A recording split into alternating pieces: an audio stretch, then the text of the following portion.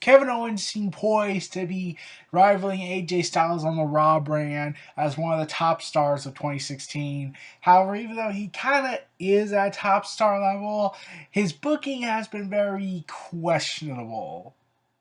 And yeah, let's just begin.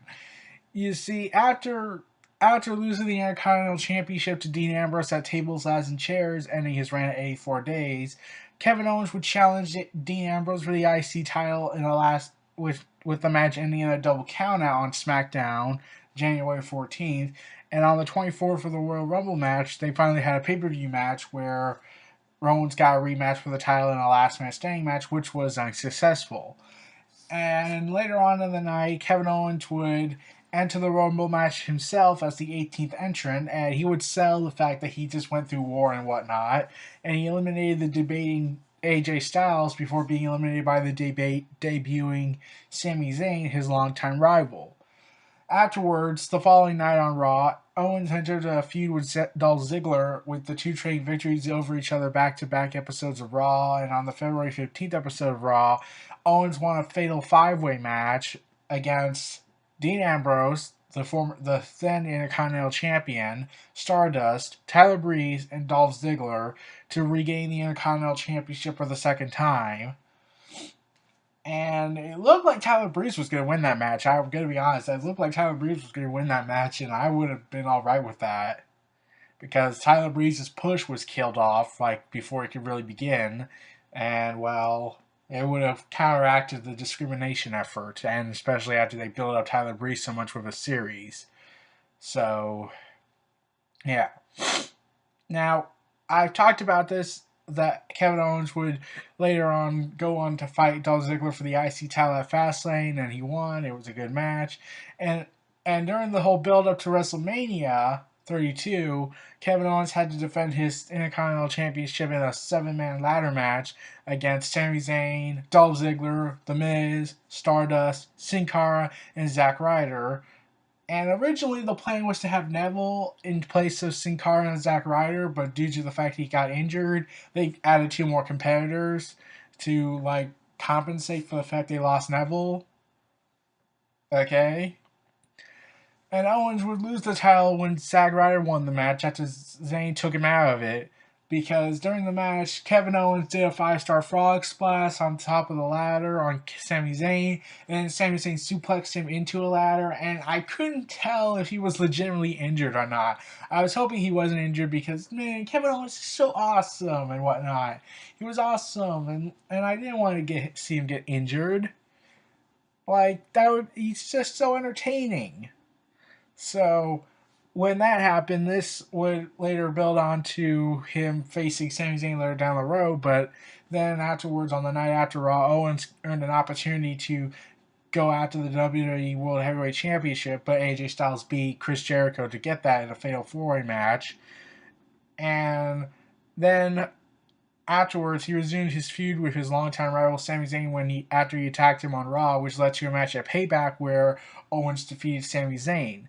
And then afterwards, at Extreme Rules, Owens faced Sami Zayn again, and this time with Cesaro and The Miz in a failed four-way match for the IC title, but failed to regain the title when Miz pinned Cesaro. Despite not winning the Intercontinental Champion, this match meant Owens had become the only other WWE wrestler besides The Undertaker to appear on every pay-per-view event in their debut year on the main roster. So he's up there with The Undertaker. That's saying something. But whereas Undertaker was booked and was given proper direction, Kevin Owens was later down the road given horrible direction. The following night on Raw, Owens defeated AJ Styles to qualify for the 2016 Money in the Bank ladder match, and this was an entertaining build, especially when they did the ladder segment opening the show, and Kevin Owens just listed out a bunch of wrestlers from 20 years ago, and he's just so entertaining. Like, I can't think of one bad thing about him. Like, he's just so good at what he does. Like, yeah, he's just so entertaining. I can't think of one bad thing about him. Like, I'm pretty sure Dunn can name 1,000 different reasons. Like, okay, I know he's perfect, but have you ever considered that he's fat? It's possible. Is it possible that he's overweight? He's not the model that WWE wants? It's possible. And that's pretty much Kevin Owens' discrimination policy in his abject mind. And originally, it was planned for Kevin Owens to win Money in the Bank because WWE said to themselves, okay, Kevin Owens, you look like you know what you're doing here. You could be very entertaining as the Money in the Bank contract holder, which would have worked because Kevin Owens would have made it work. And due to Roman Reigns having a controversial issue going on, they had to change plans and give the win to Dean Ambrose. And this would later go on to build up Sami Zayn versus Kevin Owens one more time at Battleground. Well, for now at least. And then they would do another match again on Raw, so that was a waste of time. And Kevin Owens tried to justify the fact that he's just doing this to support his family, saying how Sami Zayn's always been jealous of him and whatnot. And yeah, Sami Zayn just looks at him in disbelief, and they finally work together for the first time ever to super kick Chris Jericho. And like I said in the Chris Jericho video, it looked like they were building a triple threat match between the three guys because just Chris Jericho was involved in the feud a lot. So I don't know what happened there. Like, that was never in the plans, but it sort of looked like that was going to be the case. But no, it would have been entertaining to see Chris Jericho interact with Kevin Owens, which we later get after Battleground because during the build-up for SummerSlam, Kevin Owens would form an alliance with Chris Jericho, which led to the most entertaining duo on WWE Raw, since Kevin Owens would get drafted to Raw along with his rival Sami Zayn, which really not should have been the case. Instead, Kevin Owens should have been drafted to Raw, and Sami Zayn should have been drafted to SmackDown. Because if they want to end this feud for now and give it a break, they have to put them on separate brands. But WWE thinks, oh, well, we can just milk it for as much as we can and then just destroy it. So this led to Kevin Owens and Chris Jericho teaming up, and this was the most entertaining aspect of Monday Night Raw, especially after Finn Balor got hurt. Especially when they start doing they're going to get it. And afterwards, on August 22nd episode of Raw, Owens defeated Neville to qualify for the vacated WWE Universal Championship Fatal 4-Way Elimination match the following week. And on August 29th, Owens defeated Big Cass, Roman Reigns, and Seth Rollins with interference from Triple H to win the Universal Championship, his first world title, as well as being the third man after Seth Rollins and Finn Balor to win the NXT Championship and a World Championship on the main roster. And this is where the problems start to begin. Like, okay, I get that Triple H had to get involved. Like, I've talked about this in the video, in the Fatal 4-Way video, because they need to build up Seth Rollins. And I get that the original plan was to have Finn Balor feud with Kevin Owens, so it was clearly logical to give the belt to Owens since Finn Balor was out. But this is when everything started to go wrong. Like, initially, it looked like it was going well. Like, he was doing some couple of good matches here and there. And then he started getting booked less. Like, it started after his first match with Roman Reigns after he won the Universal title. It was a good match, and Rusev got involved, which made sense. But then they had another match the next week, and Roman Reigns defeated him clean. And that's where the problem begins. You see, because Roman Reigns beat him clean, this would set a downward spiral for Kevin Owens, because now Kevin Owens is no longer being fight Owens fight, he was being run Owens run, because he kept getting too much help from Chris Jericho, from guys like Rusev, from guys like Triple H. Well, Triple H happened only once. And, well, at Clash of Champions, they had an okay match in the main event between him and Seth Rollins, but it wasn't entertaining. It was just, okay, because Chris Jericho got involved, Stephanie McMahon got involved, the referees got involved, and it just kind of became clunked and overloaded. And then at Hell in a Cell, inside Hell in a Cell matchup, both times Chris Jericho interfered again to help Kevin Owens win the match, and this was to build up. And the original plan, like I said in the Chris Jericho video, was supposed to lead to a triple threat match between Kevin Owens, Seth Rollins, and Chris Jericho, but also initially was going to be Kevin Owens, Finn Balor, and Chris Jericho, but they had to change plans up afterwards. So afterwards, both times after that, Owens and Jericho were later announced as co-captains of Team Raw in the traditional 5-on-5 Survivor Series elimination tag team match against Team SmackDown Live with Reigns, Rollins, and Braun Strowman. And yeah, Kevin Owens was entertaining again. Like, we saw the entertaining side of Kevin Owens. Like, he mocking doing Shane McMahon's taunt, like the whole "here comes the money, here we go, money talks, here comes the money." And then Owens eliminated himself via disqualification for using the list of Jericho. Drink it in, man. As a weapon to attack AJ Styles, subsequently showing tension between Jericho and Owens, and Team Raw would later go on to lose that match. After Owens defeated Rollins in a no DQ match to retain the championship once again, following the interference of Jericho, U.S. champion Roman Reigns issued a challenge to Owens who stated he did not need Jericho's help against him because Owens wanted to prove himself, and Owens suffered his first pinfall loss since becoming champion after losing a non-title match against Reigns that same night, thus earning Reigns an opportunity for the title at Roadblock End of the Line on December 18th, which I'm questioning. You do realize he's the U.S. champion, right? Like, can't you add that to the story or let him drop it and give it to somebody else? No? Okay. And Kevin Owens was once more trying to be entertaining, but at the same time, he's just not being booked as Fight Owens Fight. He's being booked as Run Owens Run, which is really depressing. And, okay, there are 3 types of Kevin Owens right now. Entertain Owens, entertain, Fight Owens Fight, and Run Owens Run. Fight Owens Fight doesn't exist right now.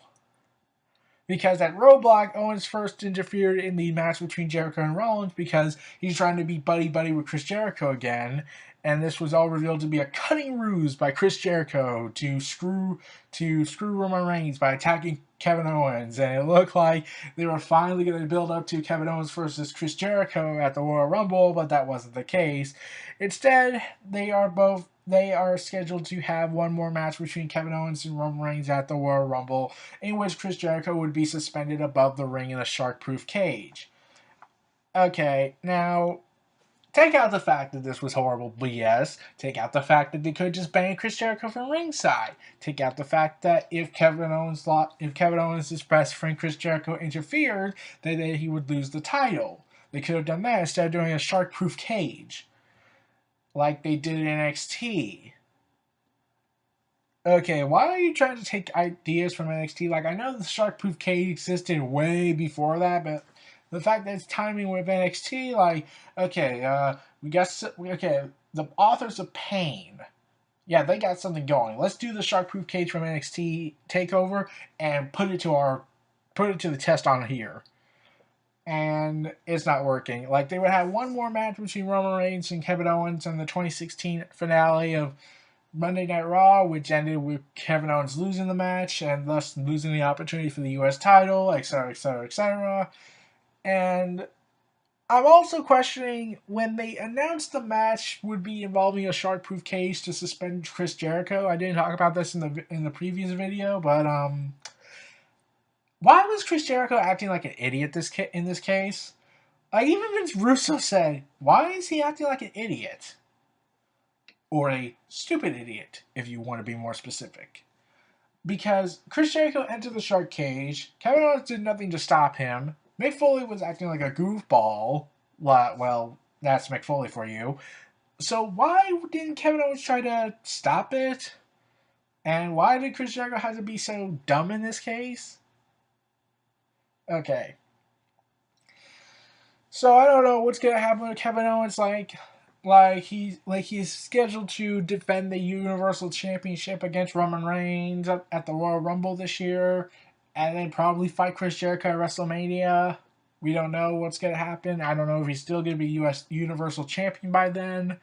But I'm really hoping for Kevin Owens to get a resurgence in his character because I want to see Fight Owens fight. I want to see the NXT guy of Kevin Owens. Like, a lot of people have commented saying, defending this version of Kevin Owens we're getting, saying, he's a heel. He's supposed to be a coward. And I'm thinking, like, okay, I'll buy that. Like, at times, Kevin Owens acted like a coward in NXT, but look at NXT Kevin Owens and then look at WWE Kevin Owens. Do you not see the difference here? Like, okay, Kevin Owens would run off, but that was mostly because when the fight got too much for him, he retreated and regrouped. Whereas Kevin Owens, he just runs away every time when the number game happens, which is understandable at times. But Rusev didn't do the same thing when he was surrounded by Mark Henry and Big Show a few years back. He instead looked at Lana, nodded his head towards her, and then charged and got his ass handed to him. So why didn't Kevin Owens do the same thing? Like, go out like a fighter? But instead, he decides to be Run Owens Run. And even the creative team seems to acknowledge this. And they keep saying, we want to see Fight Owens fight, not Run Owens Run or Cheat Owens Cheat. Like, okay, if you know that this is happening, why don't you fix it? Why don't you give Kevin Owens the opportunity to be himself? Like, you're kind of doing that with his antics, but that's not going to protect him forever. Like, you need to have him start winning matches on his own, make him look strong. But no, Kevin Dunn wants to say, oh, you got the Universal title, you got the world title here, but I'm going to take away everything that makes you cool. Mostly. Like, I wouldn't be surprised if that was the case, because Kevin Dunn has been known to not like NXT guys. I've discussed this multiple times in multiple videos. Especially how officials say, well, you see, the reason why we don't want to push Kevin Owens is because, you see, he's fat. And then they also did a segment where they showed Kevin Owens coming down to ringside, and the camera stayed on this fan poster saying "Fat Owens fat," and I'm like, wait, Kevin Dunn's in charge of the production camera crew. You've got to be effing kidding me! Like, is this how far you're going to hate a guy because he's from Triple H's world? Because, oh, he's this guy, so I can't like him. So, Kevin Owens, I'm hoping you recover from 2016's later booking, and I would have been preferring to see him win the Money in the Bank contract, to see him hold the WWE World title. That would have been one hell of a time to see him hold the contract for a while, because man, that was entertaining. Like, that would have been entertaining. Like, he's always entertaining. He's trying his best. He even got Roman Reigns to laugh at a house show, where it seems like at house shows they're more relaxed and whatnot. Like, Kevin Owens was mocking the fans and even got Roman Reigns to laugh. Like, he tried to hide his face to make sure he didn't get caught laughing. Yet we know you're laughing, Reigns. We know this is funny to you. And then it started a Twitter feud between the two where Kevin Owens was called out by Roman Reigns saying, oh, I'm laughing at Kevin Owens' merchandise sales. I made more when I split with the Shield. So, yeah. I call BS on that. And then John Cena got involved in this feud, and I'm like, why are you involved in this? You have nothing to do with this. This is between Roman Reigns and Kevin Owens. Stop trying to insert yourself in every single thing. Because it's all about John Cena. It begins and ends with John Cena. So it's only a matter of time until John Cena finds a way to get himself involved in the Universal title, even though he's on SmackDown, through the power of creative control. So, yeah. And also, they kept reintroducing Sami Zayn into the fight with Kevin Owens, and I'm like, oh, God. Okay, I would have loved to see a match between the two on pay-per-view again for the Universal title, but why are you giving it away on Raw? Like, that doesn't make sense to me. And they seem to know that there's a heavy criticism going towards Kevin Owens. Like I said, like, the creative team needs to acknowledge this. Like, Roman Reigns addressed it, Chris Jericho addressed it, Kevin Owens himself addressed the fact that he's not being the guy he wanted to be. And they gave this big celebration for him when he won the Universal Championship, which so shines that we're invested in you, man. You're giving the ball and you're going to run with it. And creative is making him drop the ball multiple times and picking it back up. Man. Like, there were several plans in place. Like, he was supposed to win Money in the Bank contract. He was supposed to fight AJ Styles at WrestleMania because that was initially the plan, but then they had to change everything because reasons. It would have been interesting to see AJ Styles versus Kevin Owens at WrestleMania. That would have been entertaining as hell. Though, of course, I would be conflicted of who I would have cheered for. Would I cheer for AJ Styles because I want him to win in his WrestleMania debut? But do I want to cheer for Kevin Owens because this is also his WrestleMania debut? And he's entertaining as hell. Though, of course, AJ Styles is new. It just made his debut, and he didn't beat John Cena clean yet at that time. So, man, I don't know who to cheer for. This is conflicting. But we'll probably never know that WrestleMania bout until way later down the road. But by then, it might be too late. So, best of luck to Kevin Owens for 2017 this year. I can't wait what's going to happen. I hope he gets a resurgence in his character and his booking. This was Neo Reality Entertainment. Feel free to like, comment, subscribe, and donate. Stay tuned for more.